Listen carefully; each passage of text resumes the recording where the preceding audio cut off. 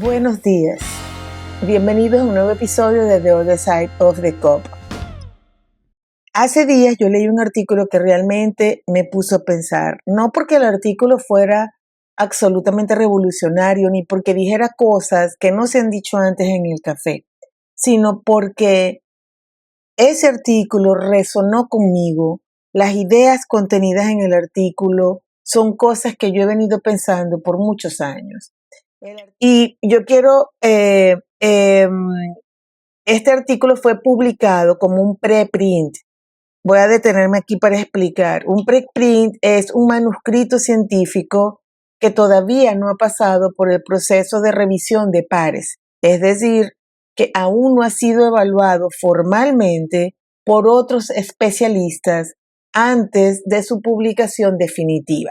Eso no significa que lo que está en este artículo esté equivocado, pero tampoco significa que todas las conclusiones deban considerarse como hechos que ya han sido establecidos.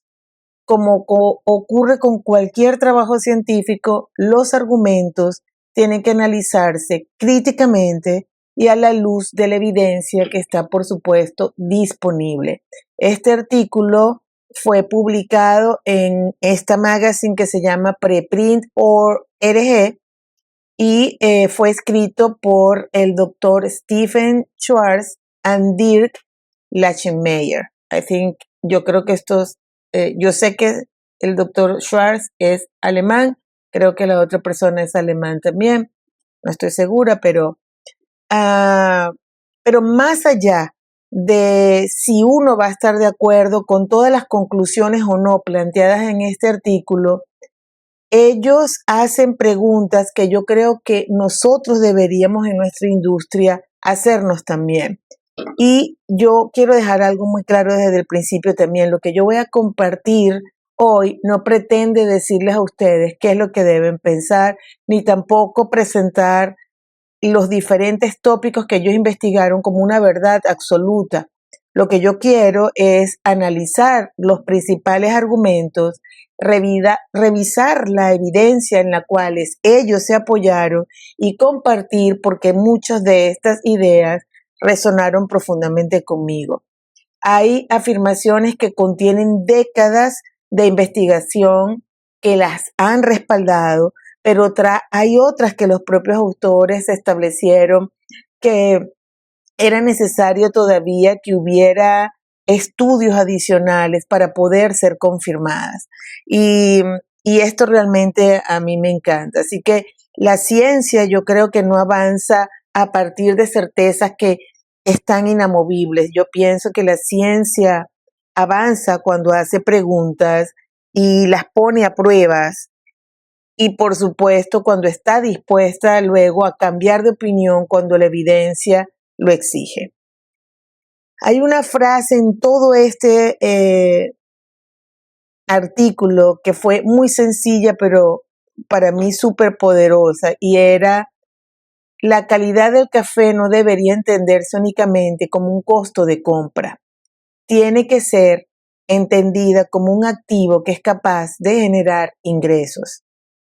Y yo pensé qué diferente sería toda nuestra industria si nosotros empezáramos a hablar del café desde esta perspectiva.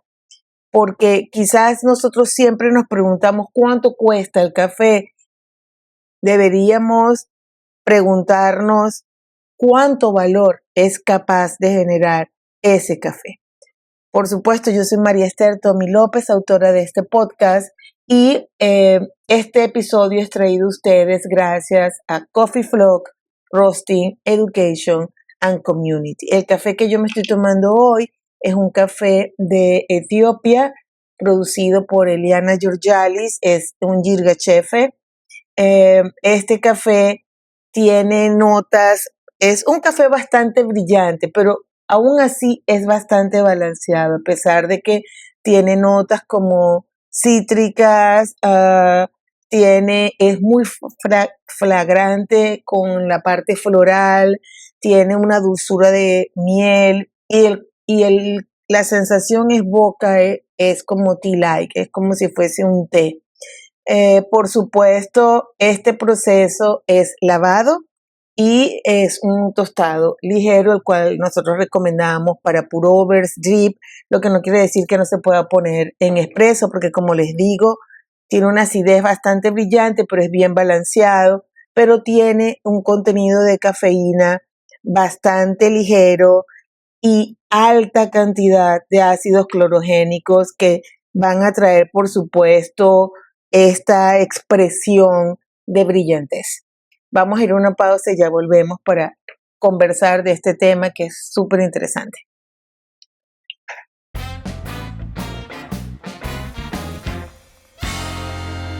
Estamos de vuelta en el episodio 33 de The Other Side of the Cup. El precio. ¿Tiene sabor?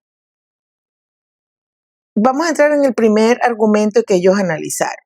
¿Nosotros estamos comprando café o estamos comprando una experiencia? Hay una frase que prácticamente resume todo este artículo y es que los autores afirman que la calidad del café no debería entenderse simplemente como un costo de compra, sino tiene que verse como un activo que es capaz de generar ingresos. Y para mí esta es como la hipótesis central de todo el trabajo que ellos hicieron. Aunque pueda parecer una diferencia en las palabras que ellos utilizaron, en realidad cambia por completo la manera en que nosotros entendemos el negocio del café. Cuando nosotros pensamos en el café como un costo, nuestra atención se dirige inmediatamente al precio. Y aquí depende qué parte de la cadena somos. ¿Somos los compradores de café verde? ¿Somos los tostadores? ¿O somos el coffee shop que no tuesta café? Entonces, ¿cuánto cuesta la libra? ¿En verde o en tostado? ¿Quién nos vende ese café más barato? Y aquí estoy hablando de centavos, incluso a veces 10 centavos de diferencia hacen todo el juego. ¿Dónde nosotros podemos reducir los gastos? Es una forma de pensar que es completamente normal porque todos los negocios tienen la responsabilidad de controlar sus gastos. Como yo siempre digo, tú no abres un negocio para ser la hermanita de la caridad del cobre, tú abres un negocio para tener ingresos, beneficios, profit. Los autores de este artículo, ellos hacen una observación interesante y ellos plantean que con mucha frecuencia muchos establecimientos evalúan al café que están comprando de la misma manera como evalúan otros insumos operativos como la leche, las servilletas, los vasos, el azúcar, etc. Entonces, es decir, ellos lo evalúan como un gasto que tiene que mantenerse lo más bajo posible. Y aquí es donde aparece el punto más importante de este artículo, de acuerdo con mi persona. Y es que el café no es un insumo cualquiera. El café es la razón por la cual las personas decidieron venir a tu establecimiento. Es la razón por la cual él entró, es la razón por la cual él decidió consumir, es la experiencia por la cual él está dispuesto a pagar. Y esa diferencia va a cambiar completamente toda la conversación, porque cuando tú reduces el costo de una servilleta, probablemente eso no va a modificar la experiencia del consumidor. Reducir la calidad que tú estás ofreciendo en el café sí puede hacerlo. Los autores sostienen que disminuir la calidad del café puede reducir el costo de compra de una manera efectiva, pero al mismo tiempo aumenta el riesgo de generar una experiencia menos satisfactoria para el consumidor. Y una menor satisfacción va a traducirse, por supuesto, en algo que es mucho más costoso que unos centavos que tú te estás ahorrando por taza. Puede reducir la probabilidad de que ese cliente vuelva a tu cafetería a visitarte. Puede disminuir la lealtad que se crea hacia la marca que tú estás tratando de construir.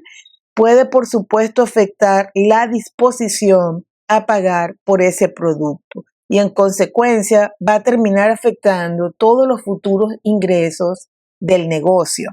En otras palabras, el ahorro que tú te obtienes al comprar un café que es más económico va a verse completamente anulado si ese cambio deteriora la experiencia que el consumidor está teniendo. Por eso es que los autores proponen que tengamos un cambio en nuestra perspectiva y en lugar de preguntarnos únicamente cuánto cuesta un café, deberíamos preguntarnos cuánto valor ese café es capaz de generarnos. Y esta es una reflexión poderosa porque nos obliga a dejar de ver al café únicamente como un gasto operativo y comenzar a verlo como la principal inversión en la experiencia que nosotros estamos tratando de ofrecer. Ahora, yo quiero hacer una aclaración aquí en este aspecto. Es que el artículo no nos dice que el café más caro sea automáticamente mejor. Tampoco afirma que un café que es barato no pueda ofrecer una excelente experiencia. Ese no es el argumento que ellos sostienen. Ellos lo que proponen es que el precio de compra por sí solo no debe ser el criterio principal para tomar una decisión, porque el verdadero impacto económico de un café no termina cuando nosotros pagamos la factura a nuestro proveedor. También depende de lo que ese café sea capaz de generar después de que nosotros servimos la taza. Y eso es lo que yo considero que es bastante extraordinario. Entonces, aquí estamos hablando de economía y de estrategia de negocio. Vamos a ir al argumento número 2. El segundo argumento que ellos consideran es si un café de menor calidad puede reducir el margen de error.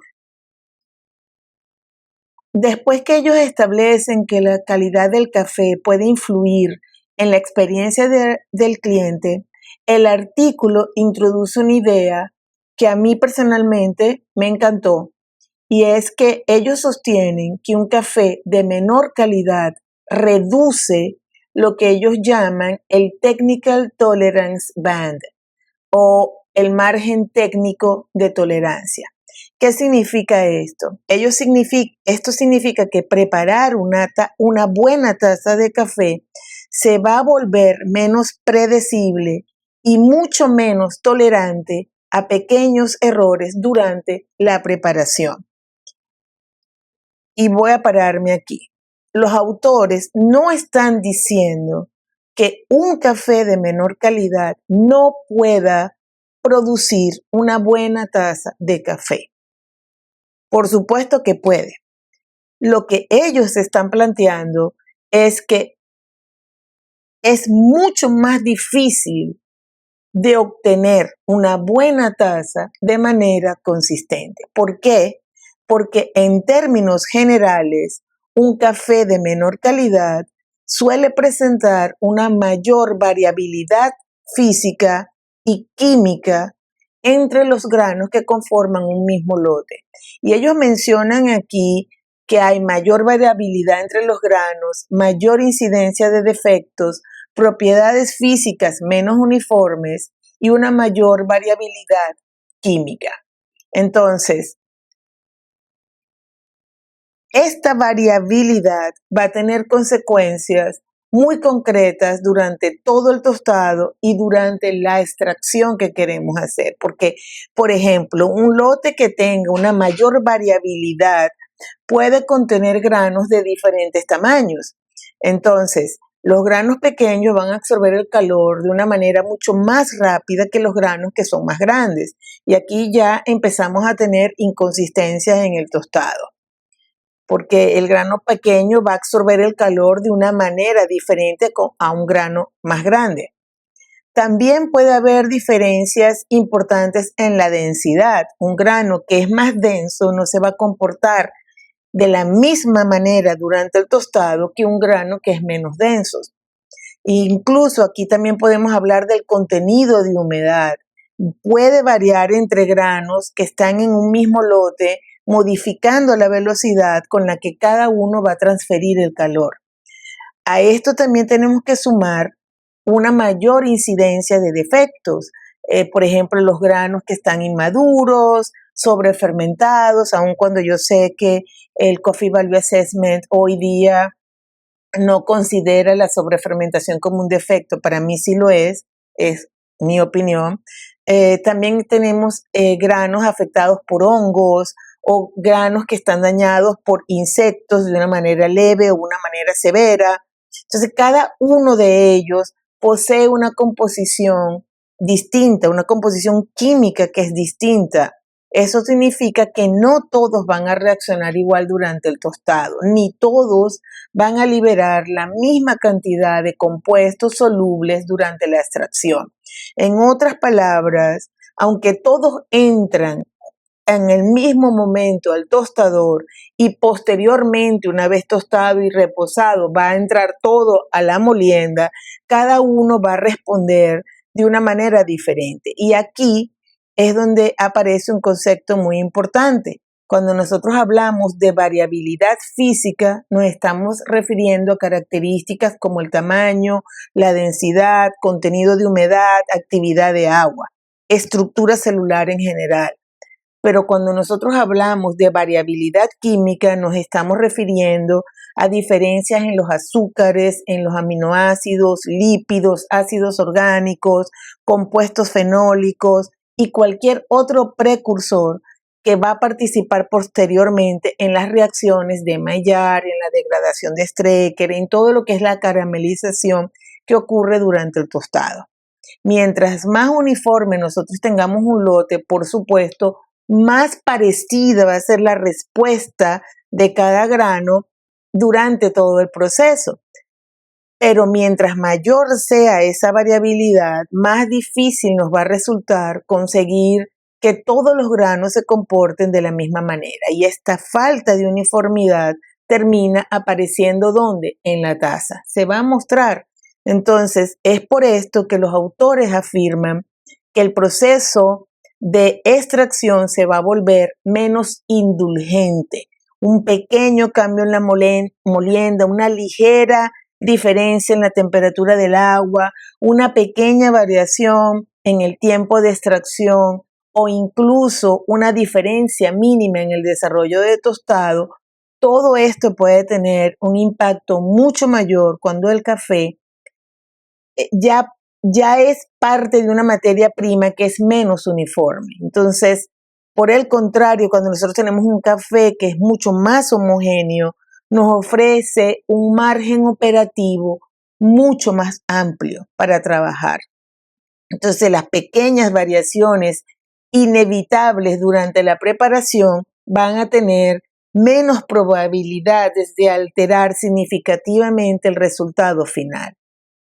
Y esto para mí es importante porque nosotros muchas veces podemos atribuir una taza inconsistente al tostador, al barista o al equipo como tal, pero quizás deberíamos ver si la propia materia prima ya estaba introduciendo una variabilidad que ningún proceso posterior va a poder eliminar completamente. Esto no significa, por supuesto, que un gran café siempre va a garantizar tazas que son ideales, pero sí significa que va a proporcionar una base mucho más estable sobre la cual nosotros podamos trabajar. Y desde un punto de vista técnico, esa estabilidad va a tener un enorme valor para cualquier operación que necesita preparar cientos o miles de tazas al día, miles, ojalá, pero por lo menos cientos de tazas en el día. Vamos a ir a una pausa y ya volvemos para continuar analizando el precio. ¿Tiene sabor? Ya volvemos.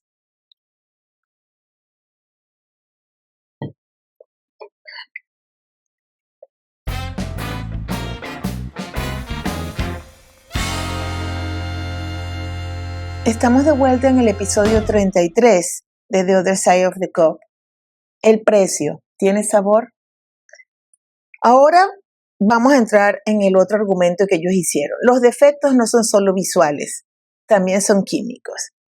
Por supuesto, nosotros hablamos de la variabilidad física, diferentes tamaños, contenido de humedad, contenido de actividad de agua, etcétera, etcétera. Pero el artículo dedica una parte muy importante a explicar que las diferencias entre un café de mayor y menor calidad no terminan solamente en la apariencia física del grano. Y yo quiero hacer una pausa aquí porque esta es una parte que tiene que ser bien entendida. Es muy fácil leer esta parte del artículo y sacar conclusiones que los propios autores no hacen. Una de las cosas que a mí más me gustó es precisamente la cautela y la prudencia con la que ellos escribieron el artículo. En ningún momento ellos afirman que los cafés de menor calidad sean inseguros para el consumo humano. Ellos tampoco dicen que todo café que tenga defectos va a provocar problemas de salud o algún tipo de intolerancia. Eso no es el mensaje que ellos quisieron dar, pero ellos sí plantean algo que es diferente. Hay una primera idea y es que esta idea está ampliamente respaldada por la literatura científica y es que los granos defectuosos efectivamente tienen una composición química diferente a un grano que está sano. Eso no es una opinión, eso por supuesto está, como digo, respaldado por diversos estudios que han demostrado diferencias en compuestos químicos importantes que participan posteriormente en el desarrollo de lo que es el aroma, el sabor y la calidad en la taza. La segunda idea es mucho más compleja y es que ellos proponen que algunas de estas diferencias químicas podrían tener implicaciones no solamente sobre la calidad sensorial del café, sino también sobre la forma en que algunas personas lo van a tolerar. Y aquí la palabra clave es podrían. Podrían tener e impactar la forma en que luego afecta a la persona que está bebiendo esta taza. Porque los mismos autores reconocen que esta parte necesita todavía mucho más investigación. Es decir, existe una base científica que hace que estas hipótesis sean plausibles, pero todavía no contamos con evidencia suficiente para convertirlas en una conclusión que es definitiva. Y esta diferencia es fundamental. Entonces, en esta parte de nuestro episodio, yo quiero distinguir muy claramente entre aquello que hoy está sólidamente respaldado por la evidencia y aquello que todavía permanece como una hipótesis científicamente razonable, pero que aún no está confirmada. Entonces, cuando nosotros hablamos de un defecto del café, muchas veces pensamos únicamente en los granos que son negros, full black, partial black, granos inmaduros, café que está dañado por broca o por hongos. Sin embargo, detrás de ese defecto que es visual y que nos permite detectarlo, existe una composición química que es distinta. Es decir, ese grano no va a contener exactamente las mismas moléculas que un grano sano contiene. Y si la materia prima cambia, inevitablemente también va a cambiar todo lo que ocurre durante el tostado y posteriormente durante la preparación para manifestarse en la taza. El artículo revisa numerosos estudios que describen diferencias que son muy importantes en varios grupos de compuestos químicos. Por ejemplo, se han observado alteraciones en el perfil de los ácidos clorogénicos. Estos compuestos participan mucho en la percepción de lo que es el amargo, la astringencia y parte de la acidez del café. Además, durante el tostado, ellos sufren numerosas y múltiples transformaciones químicas que van a contribuir al desarrollo del perfil sensorial final. También se describen diferencias en la concentración de aminas biógenas. Estas son moléculas que son producidas por distintos procesos metabólicos y en algunos casos por actividad microbiana que está asociada con frutos que son que están deteriorados o fermentaciones que no están controladas. Entonces, el artículo menciona también modificaciones en la composición de compuestos volátiles y de los llamados precursores de la reacción de Maillard. Y por supuesto tenemos que recordar que cuando nosotros tostamos café, nosotros no estamos creando aromas de la nada. Lo que nosotros estamos haciendo es transformar moléculas que ya están presentes en el grano verde.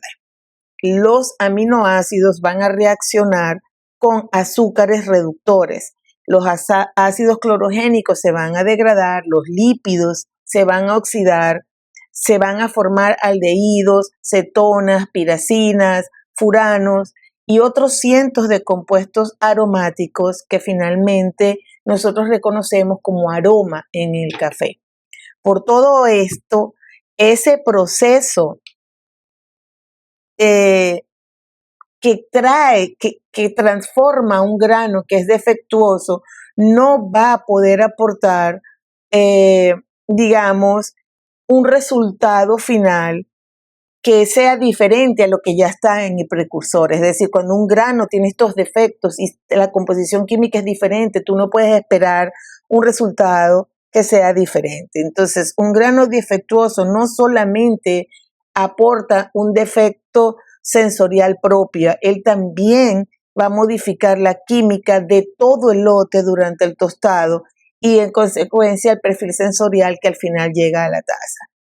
Y muchas veces nosotros hablamos de los defectos únicamente desde el punto de vista de la catación, pero antes de que él se convierta en un defecto sensorial, ya era una diferencia bioquímica dentro del grano. El artículo también revisa estudios relacionados con algunos compuestos que tienen importancia desde el punto de vista regulatorio y de inocuidad alimentaria. Y entre ellos se encuentra la ocratoxina A, la acrilamida, el furano y el hidroxigmetilfurfural.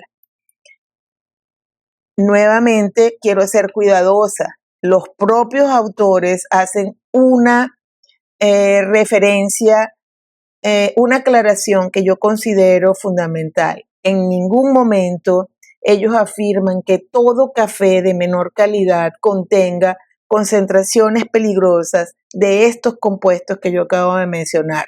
Tampoco concluyen que un café con defectos sea automáticamente inseguro para el consumo. Lo que ellos señalan es algo que yo llamaría prudente. Ellos sostienen que toda la literatura disponible sugiere que los cafés que tienen una mayor incidencia de defectos van a tener una mayor probabilidad de presentar perfiles químicos que merecen una evaluación más cuidadosa, tanto desde un punto de vista de la calidad como del control regulatorio. Y esa diferencia entre probabilidad y causalidad es enorme, porque la ciencia todavía no ha llegado a una conclusión de que exista una relación causal directa. Lo que sí sabemos es que un defecto no es únicamente un problema de apariencia. Detrás del defecto va a existir una alteración bioquímica que puede influir en el comportamiento de ese café durante el tostado, en la extracción y finalmente en la experiencia sensorial que el consumidor puede tener. Y yo quiero terminar esta parte con una reflexión que para mí es muy notoria, y es que muchas veces nosotros descartamos un grano porque físicamente se ve mal. La ciencia nos recuerda que probablemente ya era diferente mucho antes de que nosotros pudiéramos verlo. Vamos a ver ahora el argumento número 4. Estamos ahora en el argumento número 4. La trampa del ahorro. Para mí, este es como el corazón de este artículo. Ellos implican algo, aunque no lo dicen directamente, y es algo así como que una cosa es reducir costos y otra cosa es crear valor. Ellos describen un mecanismo que se llama The Cost Cutting Trap, es la trampa del ahorro. Cualquiera que haya administrado un negocio puede entender perfectamente cómo funciona esto. Imagínense esto, estamos recibiendo dos propuestas de comprar café. Un café de mayor calidad con un precio determinado, un café de menor calidad, mucho más económico. Por supuesto, cuando tú ves la factura del proveedor, la decisión pareciese en principio que es muy sencilla. Comprar el café más económico va, por supuesto, a reducir el costo por taza y en teoría va a aumentar el margen de ganancia. Todo parece tener sentido, así es como la gente piensa, pero el artículo plantea entonces una pregunta. Ellos dicen, ¿qué pasa si ese ahorro inicial termina afectando la experiencia que está teniendo el consumidor o nuestro cliente? Porque el verdadero costo de una decisión no siempre aparece en la factura de compra. Muchas veces va a venir semanas o meses después. Por ejemplo, en la forma de que un cliente no regresó, que no hubo recomendación, que nos dio una mala reseña, que la experiencia es definida como absolutamente decepcionante o simplemente la persona no vuelve, no regresó nunca más. Y aquí es donde ellos introducen esta idea de la trampa, porque cuando tú decidiste comprar ese café más barato, el ahorro fue inmediato, tú lo vistes, pero la pérdida es silenciosa porque reducir el costo del café produce un beneficio que puede medirse fácilmente. Está en la factura, está en la contabilidad, está en el costo de libra o por kilo, pero el costo de perder un cliente rara vez va a aparecer en un reporte financiero. Nadie recibe una factura que nos va a decir, hoy perdió 20 clientes porque el café ya no les gustó. Y ustedes tienen que tomar en cuenta algo también, que hoy día cómo se mueve nuestra sociedad. Muchas veces las personas antes de visitar un sitio buscan las reviews en Google y cuando hay estas reviews de 5, tú tienes 3.2, 3.4, 2.8, las personas dicen no voy a ir porque es que ni siquiera le voy a dar la oportunidad. Las reviews son tan malas que no vale la pena visitarlo. Entonces, nosotros no sabemos por qué las personas no están viniendo en principio y aquí es donde los autores sostienen que este es uno de los errores más frecuentes en la administración de negocios relacionados con el café. Se mide con enorme precisión cuánto dinero se ahorra cuando tú estás comprando un café que es más barato, pero nunca se intenta medir cuánto dinero se pierde cuando disminuye la satisfacción del cliente. Y ellos establecen que es mucho más fácil medir el costo de comprar café que medir el valor de una buena taza. Porque una buena taza no solamente vende el café de hoy, también vende el café de mañana, el de la próxima semana, el de los próximos meses y de los otros productos que nosotros también tenemos en nuestro negocio.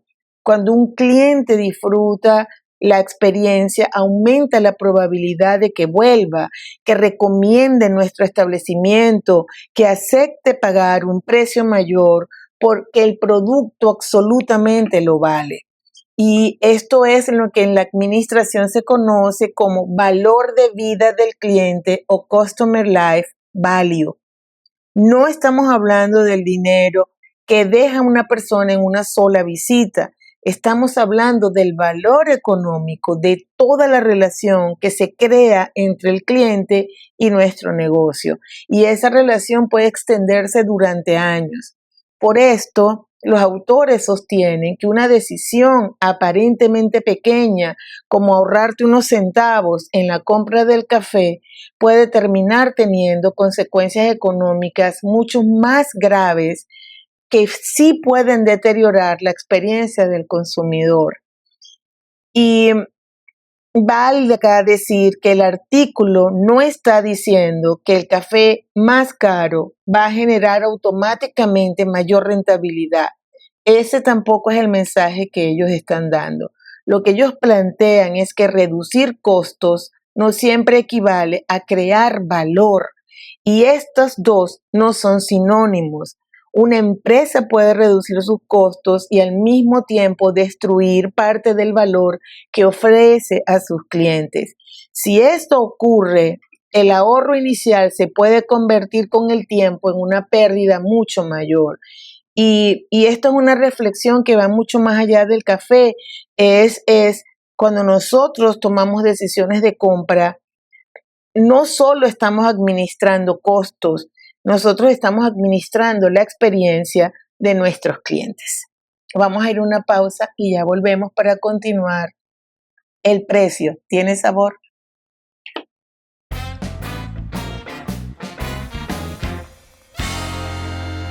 Estamos de vuelta. Episodio 33 de Other Side of the Cup. El precio, ¿tiene sabor?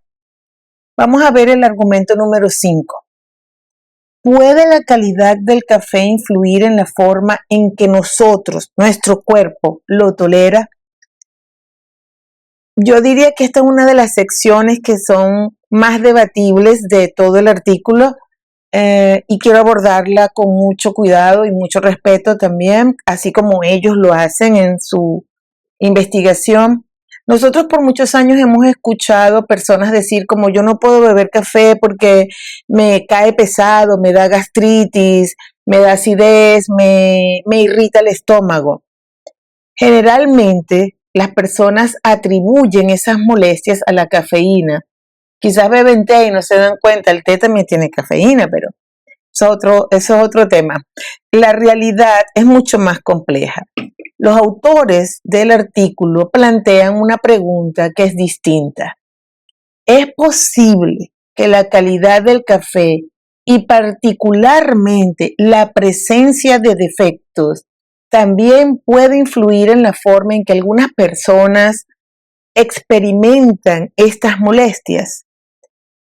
El artículo no concluye que un café de menor calidad provoque problemas gastrointestinales. Tampoco afirma que existe una relación causal demostrada entre los defectos del café y la intolerancia digestiva. De hecho, los propios autores reconocen que actualmente no existen estudios clínicos controlados que comparen directamente cafés de alta y baja calidad para responder a esta pregunta. Es decir, hoy nosotros no podemos afirmar que un café con más defectos cause mayor intolerancia. Pero lo que sí hacen los autores es revisar varios mecanismos biológicos que podrían explicar esta probabilidad y que desde el punto de vista científico resultan plausibles, es decir, es posible que esto ocurra.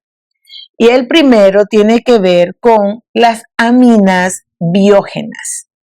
Las aminas biógenas son compuestos que pueden formarse como consecuencia de distintos procesos metabólicos y en algunos casos por actividad microbiana asociada con frutos que están deteriorados o con fermentaciones que han sido deficientemente controladas.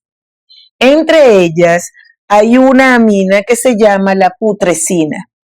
El nombre es alarmante, por supuesto, pero aquí lo importante no es el nombre. Lo importante es que en concentraciones que sean suficientemente elevadas, algunas aminas biógenas pueden actuar como un irritante del tracto gastrointestinal. El artículo plantea que ciertos granos defectuosos podrían presentar concentraciones mayores de estos compuestos. Pero insisto, esto no significa que una taza de café va a contener cantidades capaces de producir este efecto. El segundo mecanismo está relacionado con las micotoxinas. Sabemos que hay algunos granos afectados por hongos que pueden presentar una mayor probabilidad de contaminación con compuestos como la ocratoxina A. Sin embargo, también sabemos que la industria cafetera cuenta con múltiples controles de calidad y regulaciones precisamente para minimizar este riesgo.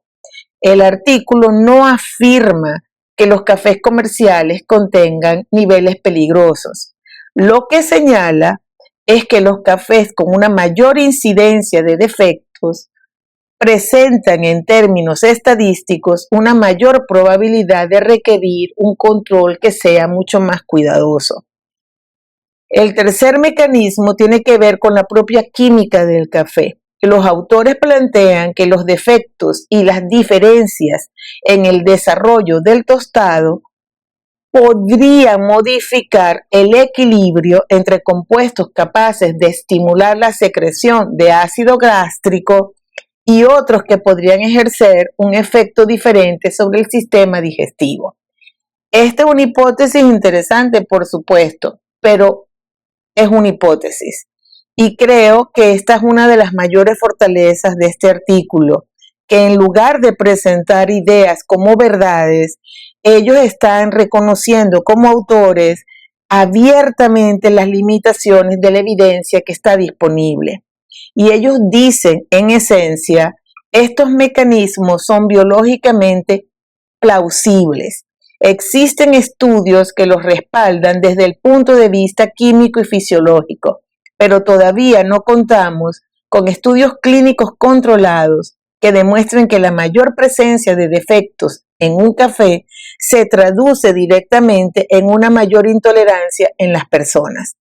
Y esta diferencia, por supuesto, es enorme, porque una hipótesis plausible no es lo mismo que una conclusión que ya ha sido científicamente demostrada.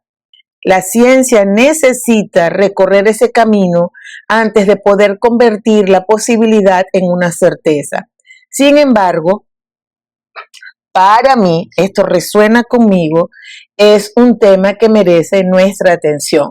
No porque tengamos las respuestas, sino porque nos recuerda que la calidad del café no solamente influye en cómo sabe la taza, también puede influir en formas que aún nosotros estamos empezando a comprender, en cómo nuestro organismo responde a ella.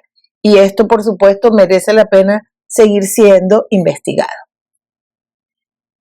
El argumento número 6. La calidad del café cambia el comportamiento del cliente.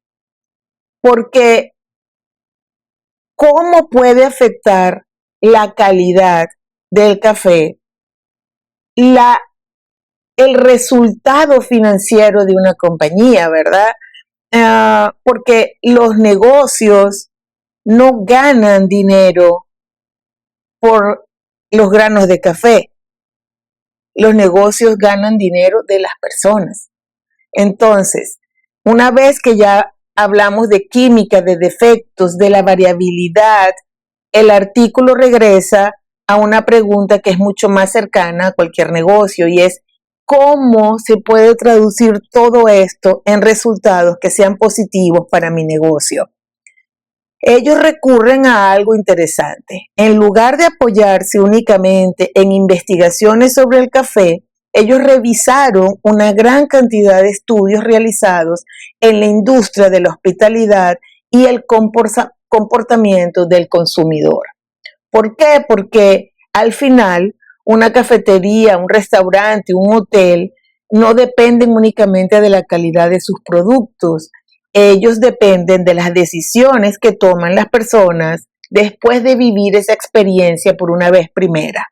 Entonces, los estudios que analizan este tema llegan en general a una conclusión bastante consistente.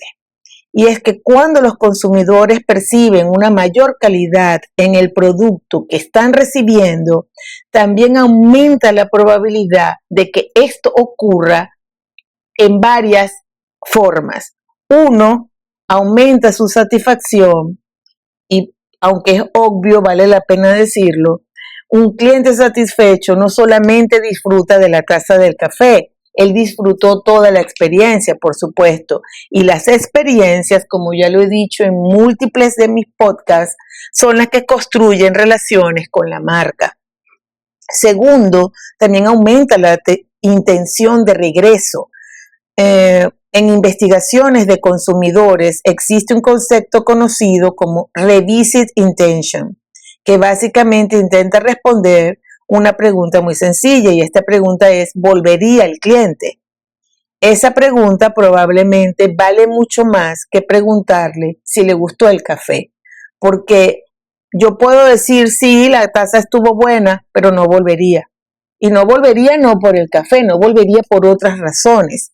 Entonces, los estudios revisados por los autores muestran que la percepción de calidad incrementa esa intención de regresar. También fortalece, por supuesto, la lealtad hacia la marca, y lealtad no significa que el cliente venga una vez más, significa que cuando él tenga varias opciones para escoger, escoja la nuestra.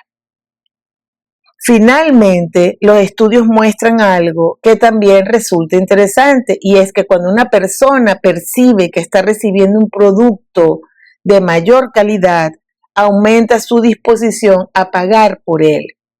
Fíjense que yo dije aquí percibe, porque desde el punto de vista del consumidor, las decisiones no se toman únicamente sobre la calidad objetiva, también se van a tomar sobre la calidad que él está experimentando. La diferencia es importante porque el artículo en este punto no nos dice que comprar un café más caro va a producir automáticamente más ganancias. Esto es una conclusión simplista, por supuesto. Lo que ellos plantean es que la calidad del café va a influir en el comportamiento del consumidor, y ese comportamiento finalmente va a terminar influyendo en los resultados económicos de nuestro negocio. En otras palabras, el café no mejora la rentabilidad por sí solo, la mejora cuando consigue que las personas regresen, cuando fortalece la confianza del cliente, cuando se construye una relación que es sostenible más allá de una sola compra. Y esto, aquí nosotros empezamos a pensar en el valor que una buena taza puede generar durante meses o incluso años. Ninguna cafetería va a vivir de vender una taza de café una vez a la cuaresma. Vive de conseguir que este cliente quiera volver por la siguiente.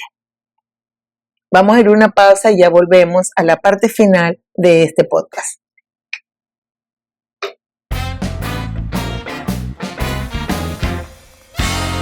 Estamos de vuelta en el episodio 33 de The Other Side of the Cup. El precio tiene sabor. Ok, en el argumento número 7, ellos establecen qué pesa más en la rentabilidad de un negocio.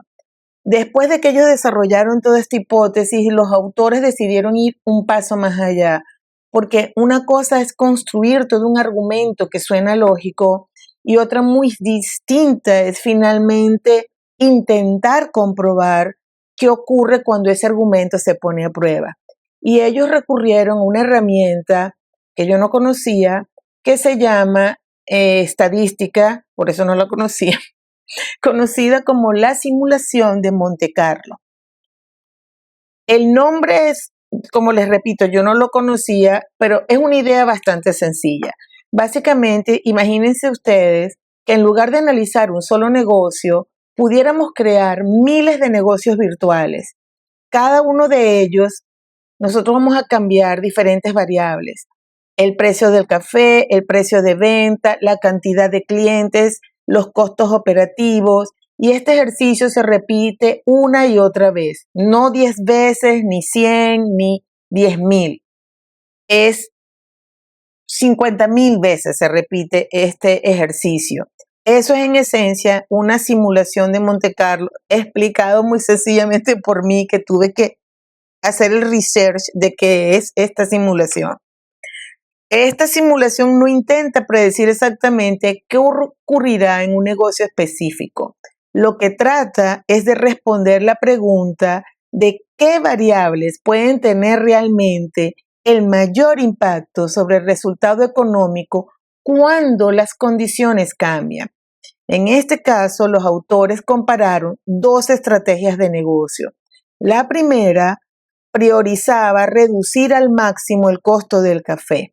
La segunda priorizaba ofrecer un café de mayor calidad, aceptando un mayor costo de compra.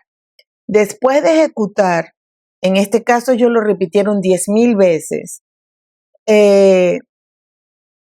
apareció un resultado que por lo menos a mí me llamó la atención, y es que el costo del café fue de manera consistente una de las variables con menor influencia sobre la rentabilidad final del negocio. Repito esa idea porque creo que vale la pena.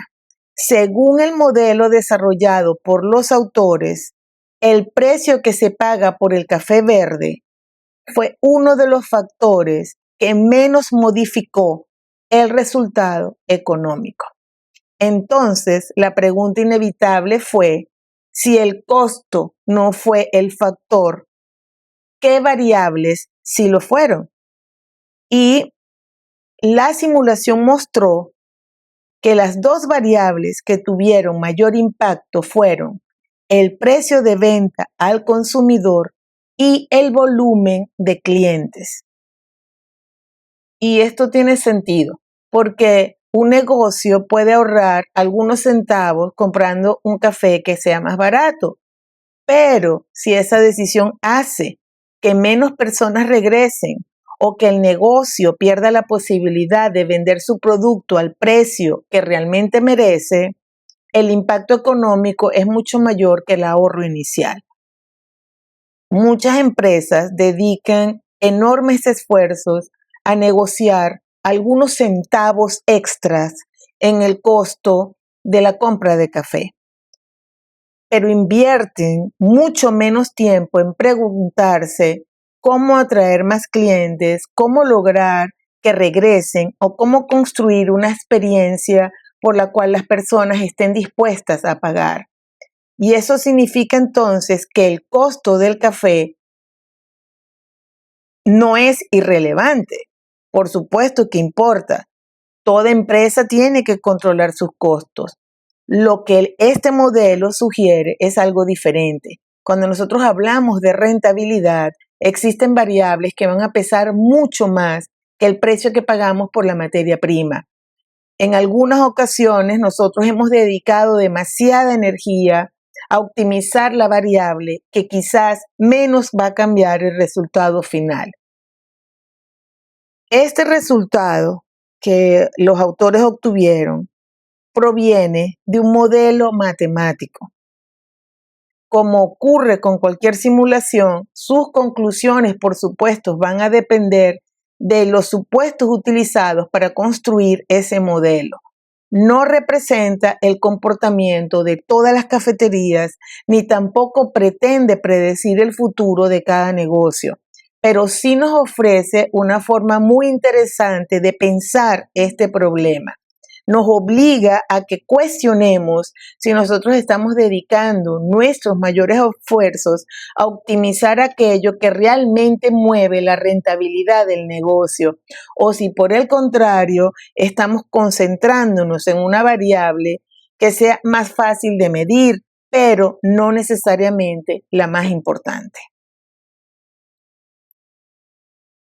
Entonces, después de discutir este artículo, ¿qué es lo que nosotros podemos obtener de él? ¿Cuál era la idea que los autores intentaban construir? Ellos no estaban escribiendo un artículo para decirnos que el café más caro siempre va a ser el mejor. Tampoco intentaron demostrar que reducir costos sea una mala decisión. El mensaje yo considero que es mucho más profundo que eso. Lo que ellos proponen es que cuando nosotros hablamos de café, quizás nos hemos dedicado mucho tiempo a analizar cuánto nos cuesta comprarlos, pero muy poco tiempo lo dedicamos a tratar de entender cuánto valor nosotros podemos generar una vez que ese café llega a la taza.